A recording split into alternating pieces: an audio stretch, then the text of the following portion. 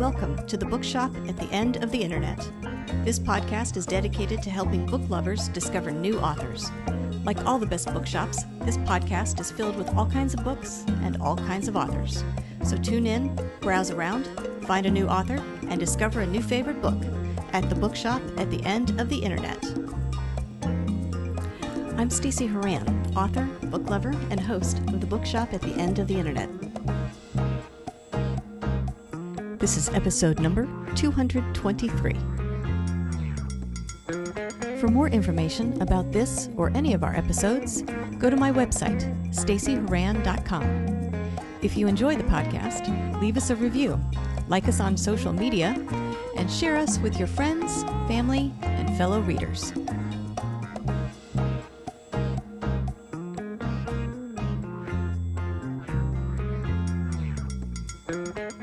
In today's episode of the Bookshop at the End of the Internet, I'm chatting with author Doug Kari about his debut true crime novel, The Berman Murders, Unraveling the Mojave Desert's most mysterious unsolved crime.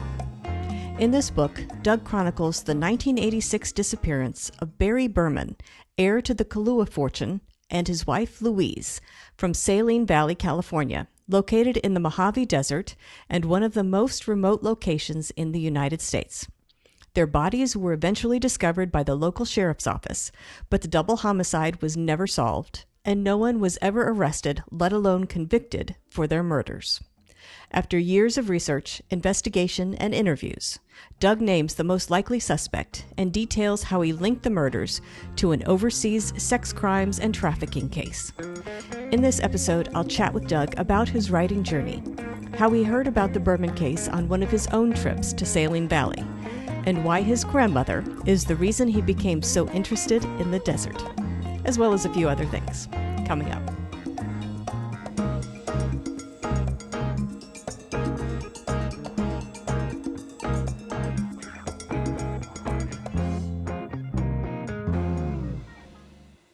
Doug Kari, I want to thank you very much for joining me today on the podcast. Well, Stacey, it's my pleasure to be here. I thought what we could do today is start by talking about your debut true crime novel, The Berman Murders, Unraveling the Mojave Desert's most mysterious unsolved crime. If you don't mind, tell us a little bit about this book and what inspired you to write it. Stacey, what inspired me to write the Berman Murders was the location itself. This crime took place in one of the most extraordinary places in the Western United States, and a place that's very near and dear to my heart, Saline Valley, California, which is in the Mojave Desert and is an incredibly isolated and beautiful place. It's almost like time stood still. Getting there is a challenge. Just getting into this valley, 50 miles on a rough dirt road.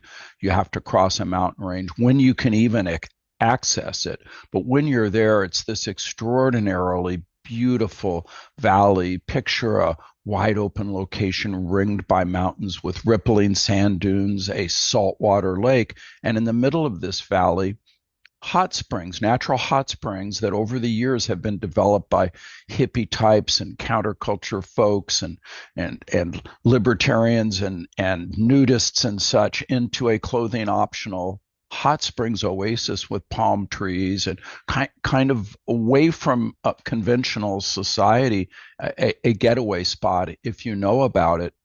And what inspired me to write the book was that in the middle of this extraordinary location, a couple from Santa Barbara, California, took a morning walk and never came back. 3 years later, their bodies were found miles away in a shallow grave. And the question, of course, was who done it and why? Yes, I can see how that would inspire you to investigate and write a book. So, okay, let's talk about how you learned about this case. Like, what tipped you off to it? So this happened in January 1986. Set the time frame.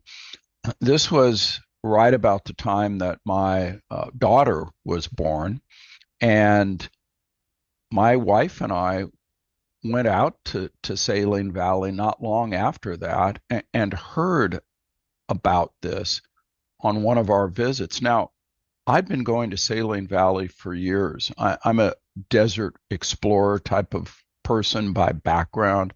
My grandmother was a prospector in the Mojave Desert, an extraordinary woman. It was really because of her that I fell in love with the desert. When my grandfather died, she moved to a cabin in the middle of the Mojave. I mean, the real deal with kerosene lamps, and she would gather relics, mining type relics, and interesting objects. She planted a beautiful garden, and she staked mining claims all over the desert. It was because of her that I fell in love with the desert. And Saline Valley was one of my favorite places. And it's not a big community out there, but it's a close knit community.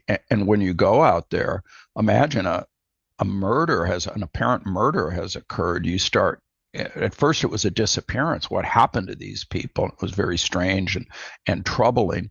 And then later it became clear they'd been murdered. There was all kinds of talk about it. Mm. What kind of research do you do? Because obviously this is a case, right? So it was an open case. Police were investigating. What do you do just as a private citizen as far as research into this book? By the time I got into doing research for the Berman murders, I'd already started doing journalism as I guess you'd call it a hobby or an avocation. By day, I'm a chief legal officer at a technology company, but as I mentioned, the desert is a huge lure for me. And as well, writing has always been something I've focused on. But I began doing journalism as an avocation. And what I did here, by the time I decided to look into this, decades had passed. It was 2014. The case had been cold for many years. And initially, Stacy, it was really just curiosity. What could I find out? There are a network of people that I know that are interested in that part of the desert. I started making phone calls and just asking them, who should I call? Who might know about this case? One thing led to another. I ended up connected with the Inyo County, California Sheriff's Office. They are the ones who have jurisdiction over that area. And long story short, they agreed to make their case files available to me so that I could take a hard look at the case and perhaps stir up more interest in it, maybe come up with a fresh lead. Interesting. Okay. So how long did you spend researching, looking into the case before you started writing the story?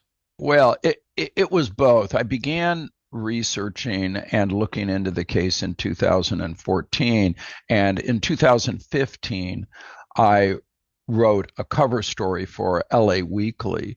So at that point, I had done enough to feel that I had something to go to press with.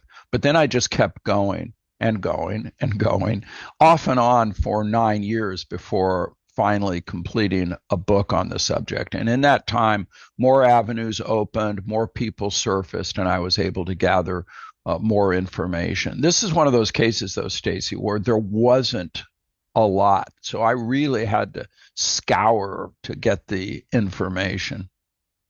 So take us back to what you found out about the case. So we know a couple went missing. 3 years later, they're found, their bodies are found. That's a long time. And then it's still open, like it's still a cold case. So what were you able to find out? And where does the information sort of stop? So once I started connecting with friends and family of the victims who were very generous in providing me their recollections about the case and just the backgrounds of the two victims, two extraordinary people, by the way. They appeared like just kind of hippie campers, but Barry Berman was the heir apparent to the Kahlua liquor fortune. So these were not average kind of people, and they were also disciples of Punjabi guru. So they were very interesting, two very interesting people. But what I really found out about the nature of the case came from a little bit hearsay from friends and family. But once law enforcement started talking with me, I got a clearer picture of what was going on. What was going on, Stacy, was that they had identified somebody they thought was a likely perpetrator, but just hadn't been able to gather enough evidence. What I wanted to do was take a hard look and see, did they have the right person? Did it appear that they had good cause to focus on a suspect, or was there somebody else? And then as to that suspect, was there something they missed? Was there more evidence perhaps that could help bring the case to closure? So that's how I started uncovering what I could about the case and putting it together into a cover story and ultimately a book that concluded, yes, they had good reason to identify Michael Pepe, a Marine Corps captain who was camping alone at the same remote set of hot springs where the Bermans were camped. In fact, they were camped right next to each other and had shared one of these hot baths the night before the Bermans disappeared. And he had been seen departing in the same direction as them up a rough road. They had gone on a morning hike. He was driving a little truck. He came back later in the day covered in dust and acting very nervous. There was a lot of circumstantial evidence that pointed his direction. And Stacy, we're talking about a place that is as much the middle of nowhere as you can probably find on the North American continent. I mean, even though by air it's only a couple of 100 miles from Los Angeles, because of the geography, it's very isolated. So you don't have a long list of people who could potentially be the suspect. I mean, there were only a few other campers in this location. So the circumstances certainly pointed his direction. But no hard evidence to lead them to any sort of prosecution. That was the difficulty in the case and remains the difficulty. Just to get to the bottom line, although I think my book helped bring closure by presenting all of the facts surrounding the case, including new evidence. There wasn't the kind of empirical or what you might call hard evidence, DNA evidence, something like that, physical evidence. It was circumstantial, and there were no eyewitnesses other than people who observed Pepe's behavior before and after the Bermans disappeared. But I mean, the circumstantial evidence was quite remarkable. They had managed, the Inyo County Sheriff's Office had managed to identify him, which was a whole thing in itself, trying to identify him. All they knew is that his name was Mike, or Mike the Marine. People in Saline Valley often use handles, don't even use their real names sometimes, but they managed to track him down. Remarkable piece of detective work. And actually, less than a year after the Bermans disappeared, he was interviewed in a tape-recorded interview.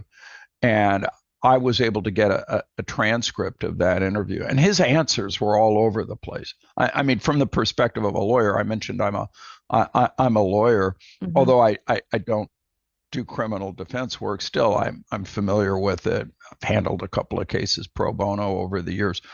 If he was my client, I would have advised him not to talk, because his story kept changing, which is indicative of somebody who's not telling the truth. And not only did his story keep changing, Stacy, he had very good recollection about everything except the trip in question. So he had all these details, and he was very chatty and could talk about a lot of details about Saline Valley, different trips he'd taken. Suddenly you come to January 6, 1986, and what did he do on the day the Bermans disappeared? And he offered various versions of possible events. He wanted to keep his options open, it appeared. So what was it about this case as compared to others that you've investigated? Because this is not the only one that you have looked into, but what was it about this one that made you decide to write the book, or at least start with this case for writing the book? Right. I did reach that point, Stacy, where I'd written the cover story, and I thought, well, is this it? I had written a couple of follow-up articles, but there was just a lot to it, starting with the location. It's difficult to imagine a crime of this nature, a double murder taking place in such a beautiful kind of spiritual environment. It's just completely counterintuitive. You think of double murders happening perhaps for a business reason or a romantic a love triangle or drug related or something like that, as opposed to a hippie couple on a camping trip, kind of a makeup trip. They'd had some issues in their marriage. Now they're off on a makeup trip. They're in this place where people sort of casually meet each other in a very peaceful, loving environment, and suddenly end up dead in a shallow grave. It was such a remarkable location and such a counterintuitive crime that made it interesting to me. But also the victims. I mentioned that Barry was the heir apparent to the Kahlua liquor fortune. Louise was 17 years older, which makes it interesting. That's not something you see often, where, especially during that time period, a middle-aged woman with a younger man. She had been married 4 times. Barry was her 4th husband. She had 3 children from 2 different men. She'd had a troubled life, a troubled childhood. She was a survivor of sexual abuse. And to see this sort of odd couple was very interesting to me. But they were both also very enlightened kind of people. By that I mean they truly believed in their spirituality. They would meditate for transcendental meditation for hours a day. They didn't believe in violence. They shunned meat, for example, because they were nonviolent kind of people. And they were just very interesting.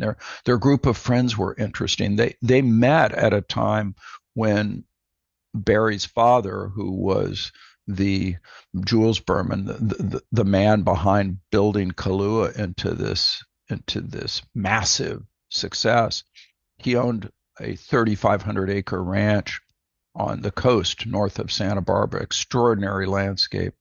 And Barry and Louise and friends who were devotees of Charan Singh, the Punjabi guru that I mentioned, they lived in a little colony, I guess you'd call it, three little cabins by the ocean. And so here are these people living in this extraordinary situation, practicing meditation, who go out to the desert. And then, of course, my own interest in the desert and in that particular area, and just the nature of the whole event, the way it affected the community out there, the way it affected me. I was someone who was just shocked that this place that I thought of as being separate and apart from societal ills and societal norms, kind of a place where you could just be free and people walked around without clothes on, and that just doesn't seem like the place for a murder.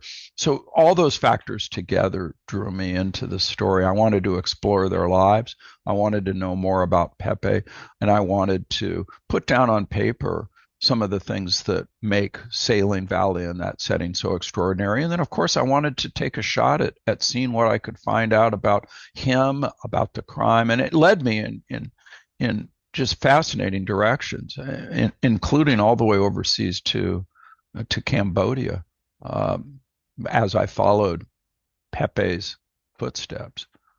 And do you think after all that research and writing this book, do you think you found as many answers as you think are out there, or does it still leave you with questions? It leaves me with questions. I would love to talk with him. Now, just to fast forward a bit, Stacy, what ends up happening, Pepe is investigated both by the sheriff's office and by federal investigators from the predecessor to NCIS, because he was a U.S. Marine, and also because the crime occurred on federal land, public land. He could be investigated both by state and federal investigators, and ultimately he was. After the sheriff's office gave up, federal investigators took over, but they weren't able to push the case through to completion either. They focused on him also. Everyone was sure that they had the guy, They just didn't have enough evidence to prove it beyond a reasonable doubt. So I followed his path. It turned out that after retiring from the Marine Corps, he moved to Cambodia, Stacy. And when he was there, he rented a luxury villa. Just to step back for a second, Cambodia in the early 2000s when he retired, and I think still today, but especially back then, was an impoverished place, still reeling from the effects of civil war and the killing fields of Pol Pot. And because of that, the country was kind of lawless, corrupt, and Pepe and others, Westerners, primarily Western men, took advantage of this. Pepe went over there, and with his Marine Corps pension, that made him kind of a wealthy man. He got a part-time job teaching English and business at a school. He rented a luxury villa, and he used his power, prestige, his money to set up a harem of underage girls living with him in his villa. And he just did the most horrific things imaginable with these little girls. I'm talking 9, 10, 11-year-old girls, tiny little girls, too, very much more petite than your average, say, American child. And he wasn't just having sex with these girls. He was torturing them. And I think, in fact, that he was expressing some of the sexual sadism that may provide a psychological explanation for what took place in the Berman murders. Anyway, ultimately, he was arrested for those crimes, which opened up a whole nother avenue that I had no idea about, of course, when I first got involved in the case. Where does the case go from here, do you think? I mean, with all of this information, does it go anywhere? Can it go anywhere? So ultimately what happens, Stacy, is he was arrested in Cambodia for these crimes against children, even though it's a corrupt country, even though they kind of look the other way on pedophilia and those kinds of crimes. His behavior was so extreme that agents from ICE and the Immigration and Customs Enforcement stationed out of the U.S. Embassy in Phnom Penh and Cambodian authorities teamed up to investigate Pepe. He was arrested by Cambodian authorities, ultimately handed over to U.S. authorities, and brought to Los Angeles to stand trial on federal charges. There are laws on the books that make it unlawful to engage in those kinds of crimes against children anywhere in the world. If you're a U.S. citizen or lawful permanent resident, anybody who's subject to U.S. jurisdiction, you can be prosecuted for those crimes. He was. That opened a whole long travail of legal action. There was a trial, a conviction, a successful appeal, a retrial, but ultimately he was sentenced to prison, and that's where he remains. But while he was in prison, he had a circle of friends, people that he talked with, and allegedly he told them about killing the Bermans. And this evidence emerged because of my cover story and was brought to the police and became a core part of a reinvestigation of the case that took place in 2015 to 2017 and resulted in a referral to the Inyo County District Attorney with fresh interviews of witnesses, new evidence and such. But ultimately, even with that, the DA's office passed on the prosecution. So I don't think there's going to be anything more unless he were to confess, which I don't believe he will. There were a couple of his family members, 2 of his sisters, who cooperated with my book. They told me don't expect that he'll ever tell the truth about what happened out there. But he is in prison. So if not on this for this crime, for others. That's right. He is in prison, and I do think that the book provides some answers about what law enforcement believes happened, what I believe happened. Of course, we don't know for certain, and it's important to point out Pepe's never been arrested on these charges, let alone brought in front of a jury and convicted beyond a reasonable doubt. However, that doesn't stop us from trying to figure it out and deciding for ourselves what we think happened. And he's declined my many invitations to speak with me about it, tell me his version of events. That hasn't happened. Yeah. Well, and that makes me wonder, what are the challenges of writing true crime stories, particularly unsolved true crime stories? Well, it can be quite difficult, especially when you're dealing with a case that's so old. It's interesting, Stacy. The current project I'm working on is a deep dive into the abduction and murder of a teenage girl in northern Nevada in 2022. It was a high profile case. She was abducted from a Walmart parking lot. And in that case, I have a wealth of information. Thousands of pages of police records, law enforcement who are cooperating with me, family, friends.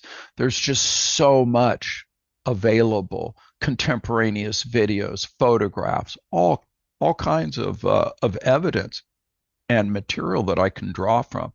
And it's really a matter of winnowing that down to the essential details and weaving it into a story, which really the focus is sort of that story about the Naomi Irion case is more of a deep dive into why this happened, a deep look into Naomi's extraordinary life for a young woman, and then the perpetrator's dark nature and dark history, and weaving those together. In the Berman case, by contrast, it was the absence of material that made it so difficult. It took me years to develop some of the sources and get the information, and then of course, as I'm working on the book, all of the stuff involved with Michael Pepe's trial, appeal, etc., on sex crimes charges was playing out in real time. So I was attending court hearings and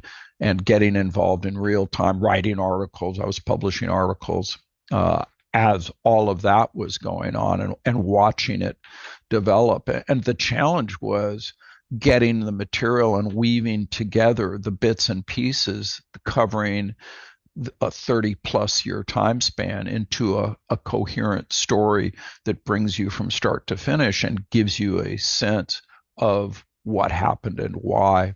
And that ultimately was the goal. I feel gratified about the result, though, because the friends and family really thanked me for having done that endeavor, and felt that they now had a sense of completion, a sense of closure that they didn't have before. Yeah, yeah.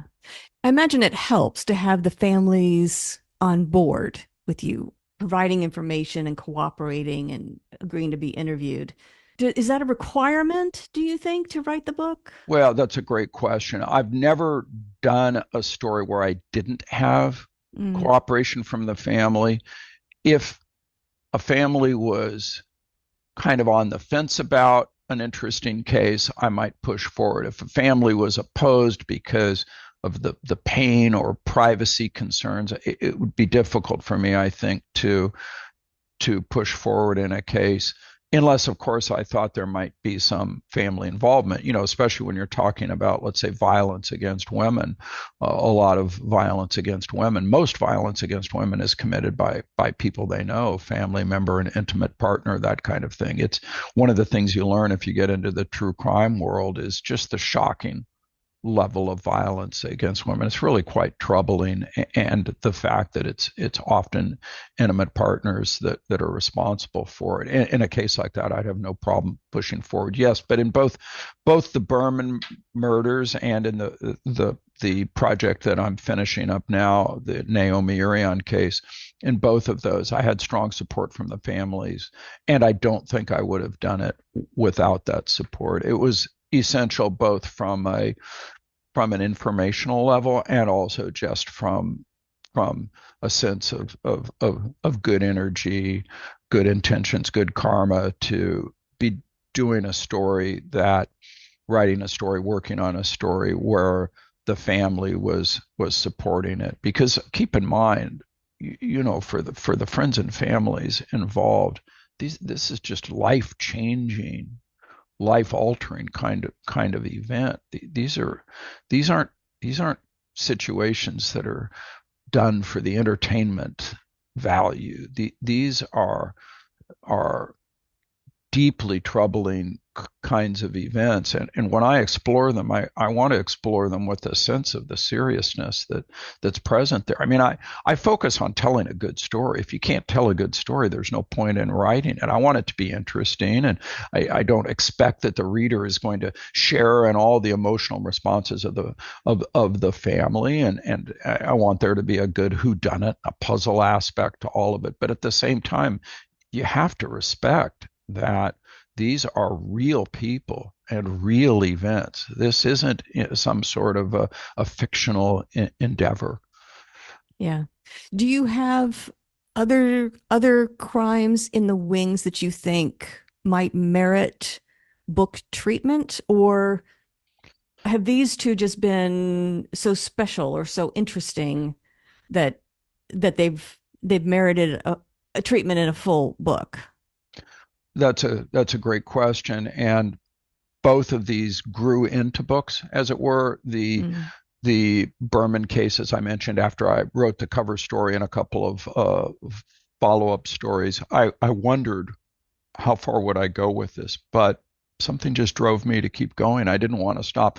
It also, of course, didn't hurt that I got that fresh information. I mean, when I got outreach from prisoners telling me that Michael Pepe had misrepresented himself in prison. They didn't realize he was a child molester and that he had actually talked about murdering the Bermans. Now that's a potential breakthrough in the case, new information after decades. And so that pushed me to keep going with it and ultimately to write a book.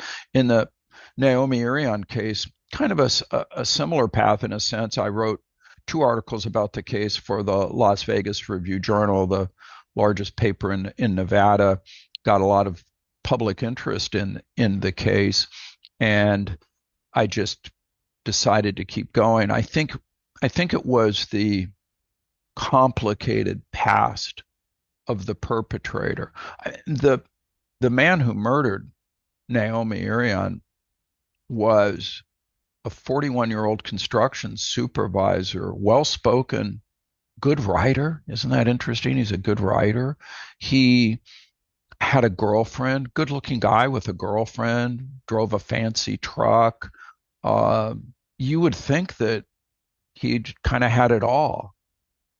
What drives a person like that to kidnap a young woman in the early morning hours as she's sitting in her car in a parking lot waiting to catch a shuttle bus for her shift at the Tesla battery factory, take her out into the desert, and end up leaving her in a pre-dug grave and then going home as if nothing had happened. Hi, honey, I'm home. That's something that I wanted to understand, that I felt I needed to try to understand. And that I do feel that after plumbing the depths of his background and working with a psychologist with experience and expertise in criminal behavior and the psychopathology of that I have some answers and answers that I can tell in a fast-paced story that includes a lot of interesting material, so that I can tell a story that if you're a true crime person, you're just going from page to page wanting to know what comes next. But if you're also someone who really wants to come out of something not just having said, wow, that's crazy, but you actually want to come out with some understanding of why these things happen, that's part of what I want to bring to the table. And there's a book length amount of material in that kind of an exploration. But it just sort of happened. I have 2 missing person cases, Stacey, that I've followed for a long time and wrote multiple articles on, but I don't have enough in either of those for a book. And I'm not sure what my third book will be yet. It'll sort of have to emerge. I am attracted, though, to the plight of indigenous women who go missing or end up murdered. And I'd like to explore that because I think it's an underserved, underreported area.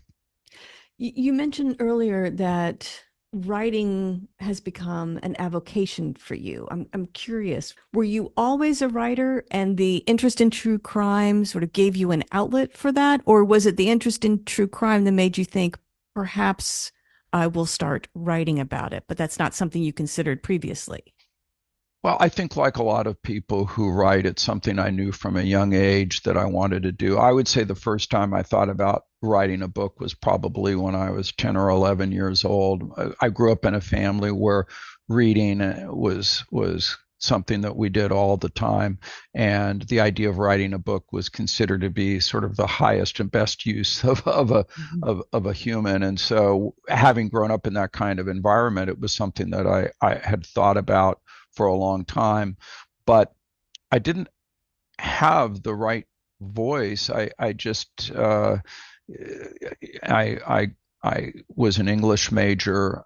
I did some journalism in college, but ended up, I think, like a lot of people who are in the liberal arts and sort of aren't sure where to go, you end up going to law school. And in my case, I got drawn into it. I enjoyed the practice of law. I was did business litigation, then became an in-house lawyer, and I love the problem-solving aspect. It also taught me a lot about legal writing.